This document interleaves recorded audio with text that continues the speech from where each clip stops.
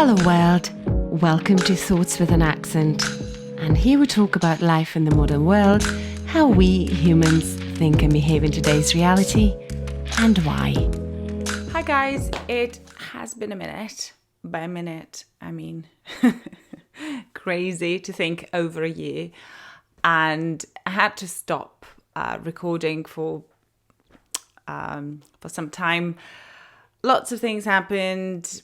Personal, less personal. Maybe at some point I'll talk about that. But life happens. Sometimes it happens in a way you don't expect it to. But there we go. Really happy to be back and talk about things that bother me personally. But it's not a whining kind of podcast. Generally, things that bother people in their 30s, connected with their identity, daily lives, and things that surround us. And today, for the first episode back, I picked this topic that I often think about. So today we'll be talking about hobbies, and not just hobbies, but hobbies in adulthood. Because when we're kids, it's all quite straightforward, right? Our parents send us to different activities. We do sports, we do arts, we try lots of things at school. We start and stop. But as we progress in our life, it's a little bit harder. It kind of, the whole concept of hobbies kind of changes its meaning, its dynamics. And let's talk about that. The reason why I wanted to talk about it is because I grew up in that kind of environment where adults didn't really have hobbies. Well, most of them, you have a job. So my parents had jobs. Then they would come home, pick us up from the kindergarten or whatever it is. Because in Russia, you go to the kindergarten until the age of 7 and you start school at 7. So then they come home, you have dinner, and then you just do things at home. That's pretty much it. And it wasn't that common that adults or parents had other things to do. I mean, they would spend time together with other adults, but doing something on a regular basis was not a very common thing. And now that I'm in that kind of position, I'm trying to understand whether people generally grow out of that. Like, are you supposed to have a hobby as a parent, as an adult? And what kind of hobby you're supposed to have? Why is it so difficult to even talk about it? Because I used to dance a lot as a kid, and it's very natural that I still love it. I didn't stop loving it. It didn't become my career. So I'm okay to have it in my life just for a little bit, but I love dancing. But whenever somebody, finds out about that I go to dance classes, people usually get surprised and like, oh, really? And I think, why are you surprised? Why is it that certain hobbies are like, as parents, we're not supposed to spend that much time on ourselves? I know that it's hard, and we're going to be talking about some obstacles, so to speak, that people face when they think about different hobbies. When people sort of get surprised that I enjoy dancing, that I go to dance classes, now being 37, having 2 kids. And a part of me thinks, well, yeah, of course, they never really had a chance to find out about that side of my life. It's not like you can just get into a dance move when you pick your kids up from school, so that the others could see your your skills. That would be bizarre. And my husband, for example, he's an amazing bass player. He played loads when he was younger. Obviously, life gets in the way. He's not involved in any kind of band at the moment, but he still plays. He plays loads at home. He puts on a song and he does the bass part of that song. And he's really, really good. A lot of people don't know about that. A lot of his friends don't know about that. And when they do find out, they're surprised. The sad thing is that it's in those moments you realize that actually those are the things that speak more about who you are rather than necessarily your occupation, because, and I spoke about this before, when we meet somebody new, the second or third question we ask is, what do you do? As if, well, yeah, it does give us some information about that person, but at the same time, how much do you really find out about the other person's personality, about their character, about what they actually are, about their core? And hobbies, I think, speak louder about that. If somebody says that they are into, I don't know, writing songs or collecting a particular type of items, or, I don't know, painting little action figures, or what are they, like some kind of figures. So you can definitely say more about a person from knowing about their hobbies than if you just ask them about their job. And I think I especially felt it when I stopped working, and you're still an interesting person if you don't really have a straightforward answer when somebody asks you what you do. Does that mean you're not an interesting person to have a conversation with? But sometimes I feel, though, that people kind of like, they don't know how to proceed there. It's like you're saying, oh, I'm not working at the moment, and then they go, oh, they probably think, oh, you're so lucky. Well, yes, but what does it say about my personality? So I thought that talking about hobbies is important, and more importantly, I'm really interested to see what you guys think about that. So if you want to drop me a message, or just post a comment if you're watching it on YouTube, and tell me about your hobbies, what you think about that. So hobbies in general, they don't just cover somebody's interest, or they just present an opportunity to pass the time. We all know that there isn't enough time in our days these days, but they are actually really beneficial for our well-being, for our health. Let's see why. Hobbies are really important for our well-being and stress reduction. Do I need to tell you how much stress we all experience in life? And it's not going to get better. I mean, the outside world is not going to be calmer.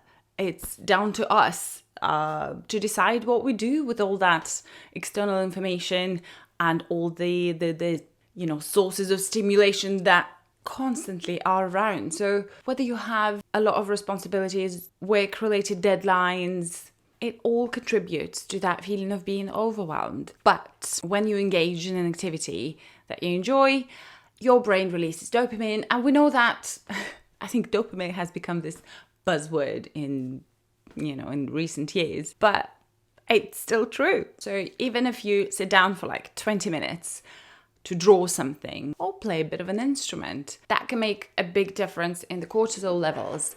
And we know that cortisol is the stress hormone, so we don't really need it constantly. It's important. Acute stress is important because it warns us about important things.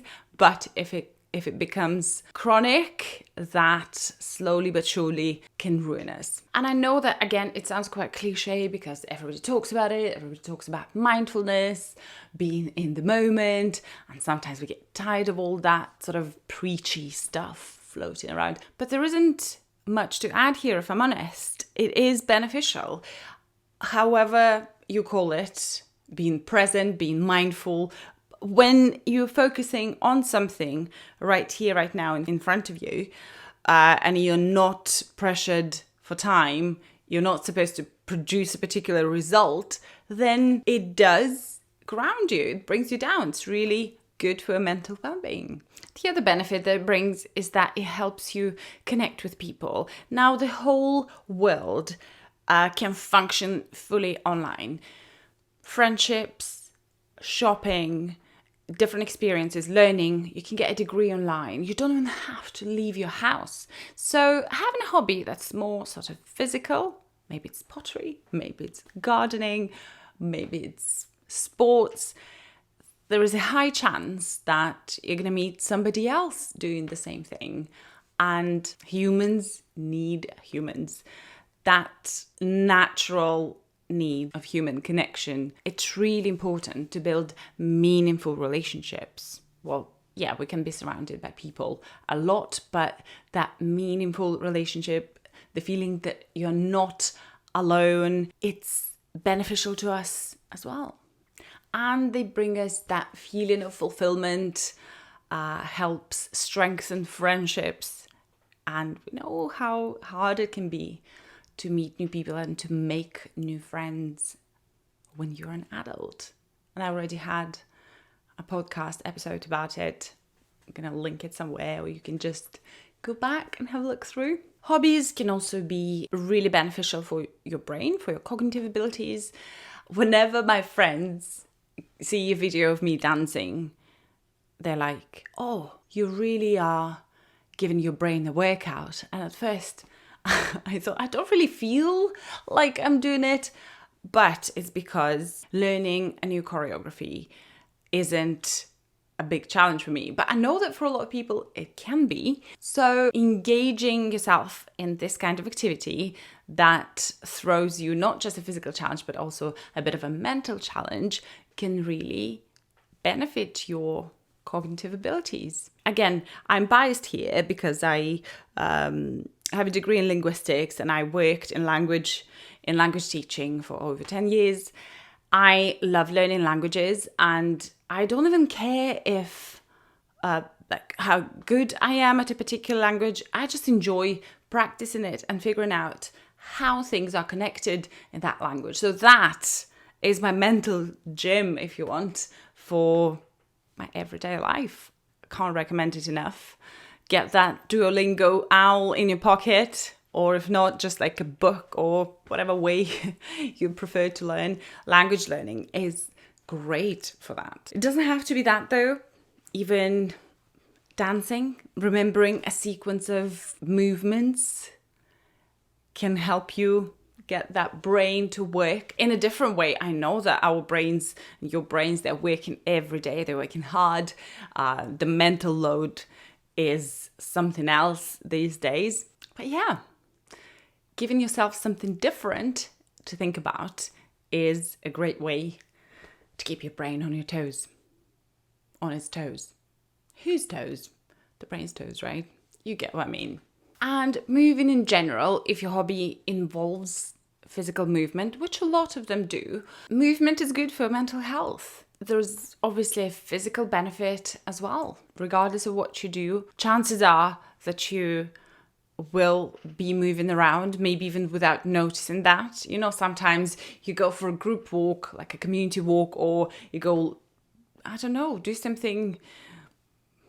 volunteering, do whatever group activity, a fundraising walk. I'm talking about community activities because this is mostly what I see around me. There are a lot of people getting involved in this kind of stuff, and it's great, and it gets you moving. Sometimes you don't even notice how you did your 10,000 steps a day. But of course, it can be really hard for adults to pick up this or that hobby. First of all, we do not have enough time. Hobbies are always perceived as something extra. You know, you have your family, you have work, you have home. All that seems to be the main priority. And then hobbies are something, you know, extra, additional. Only if you have spare time. What is spare time anyway? Unfortunately, by sending hobbies to the bottom of your priority list, you do not prioritize yourself, and we should prioritize ourselves. Not even in the sense of getting the biggest chunk of time for ourselves, but by making sure there is that little slot of time for us to do something we enjoy. Sit down and read a poetry book for 20 minutes, or do something crafty, draw a little picture, go outside and find, I don't know, a new way of taking photos of the area where you live, get new angles, get creative with that, play a new sport. You know, recently, pickleball has become really, really popular here. It's almost like when people want to get involved in a racket sport like tennis, but tennis maybe is a little bit too physical for them, so they just go do pickleball. And from what I learned about it, it stems from a kids game. So again, it's a kids game qualified to be an adult hobby. How cool is that? I think we need more of this for sure. Another reason why adults don't prioritize having a hobby is, of course, guilt. I think guilt comes as a package. You know, when you have a child, it's just like a sticker that comes with that. You know, here's your child, here's your guilt. Carry it with yourself, you know, for the rest of your life. That's how it feels, at least. And I'm sure that I'm not alone in that. Whenever you spend time on yourself, you think, oh, I should be cleaning the house. I should be spending more time with my kids. And very often, unfortunately, guilt is driven by a particular, I don't know, external image, you know, the world telling us, society telling us what to do, and most importantly, society telling us what you are not doing, you know. You're not spending enough time with your kids. Look at your kids, you look at your family, look at your house. It's not good enough, you know, you should be doing more. Luckily, there is a particular trend that, you know, of popularizing well-being that says, yes, you should definitely spend more time on yourself because it's beneficial. However, guilt is not such an easy emotion to get rid of. And unfortunately, yes, it can become a big obstacle on our way to creating a consistent habit or hobby. And after all, taking care of yourself is not selfish, it's essential. If you don't have any energy, you know, as they say, you can't pour from an empty cup. There is definitely truth in that. That can be your way of recharging your batteries. And of course, even when we start something new, something we enjoy, there is a challenge of having to stick with that. Sometimes we do a month of something and we think, oh, okay, I looked after myself enough. I can stop doing it now. And then you're feeling guilty that you stopped. You're not happy with yourself, that you're not consistent. The thing is here, though, is that hobbies are supposed to be something enjoyable. It's a way of taking pressure off you rather than adding another layer of pressure and saying, oh, you have to produce this or that result. You need to do that many times. No, it's just a way of allocating that time for a little bit of happiness. It's not meant to add stress to your life. Now let's maybe think of some ideas of how you can find a hobby if you don't already have one and stick with it. So first of all, we should start with our childhood. Is there anything that you used to do as a child that really made you happy, that made you feel like you forget about time and you can just fully emerge in something? Is it something that you can still do? Is it something that can still make you happy? If you enjoyed your Lego as a kid, maybe you can still enjoy Lego building, although adult Legos are quite expensive, but you can be creative and use something else. Or maybe you can get into woodwork and make something with your furniture. IKEA, Lego for grown-ups. But yeah, maybe you can look at an old piece of furniture and give it a new life. Another good thing to consider can be something small, something that's not expensive or overwhelming to start with. For example, I really enjoy knitting or crocheting, and the first thing that I did, I did do it as a kid, so that's another thing that coming back from the previous tip. I looked at what used to make me happy as a kid. And in 2023, when I go back to it, I just made a little Halloween pumpkin decoration. Just a tiny pumpkin, like this size, like the palm of my hand. It wasn't anything overwhelming. It was something I could finish, within a particular time frame. Something that wasn't expensive. Actually, if you're in the UK, we have loads of charity shops that sell leftovers of yarn and knitted needles, crochet hooks, and you don't have to spend a lot of money on that. Or maybe a friend has some spare materials and they can give you some. And don't forget to be kind to yourself. As I said, hobbies are supposed to bring you happiness and not be another source of stress. Don't worry if you're not sticking to a particular timeline. You're not supposed to. Remember that you're using hobbies to bring more happiness to your life, to build more meaningful relationships with others and with yourself. And don't forget that you're not alone. There are so many people who find themselves in a similar situation of either not being able to find a hobby and feeling guilty that they spend that, time that they can find on themselves, or people who, on the opposite sort of side, who do enjoy their hobby, but they maybe face some kind of misunderstanding from society that, judges them only by, their job. I keep talking about job, but this is what people usually judge each other by, right? I'd rather just talk about people's interests and their hobbies and how they express themselves, because that's directly connected with what they are. So there you have it. Hobbies are not just a way to pass the time. They're a way to reduce stress, connect with others, keep your brain sharp, and even improve your physical health. If you've been thinking about trying something new or getting back into an activity that you haven't been doing for a while, this is your moment. And remember, the most important thing is to have fun. Thank you for staying with me through this episode. There is more to come very soon. If you got to this point in this episode, thank you so much for sticking with it. Drop a comment if you're watching it on YouTube, or just say hello on my Instagram. Lots of love, and I'll see you soon. Bye.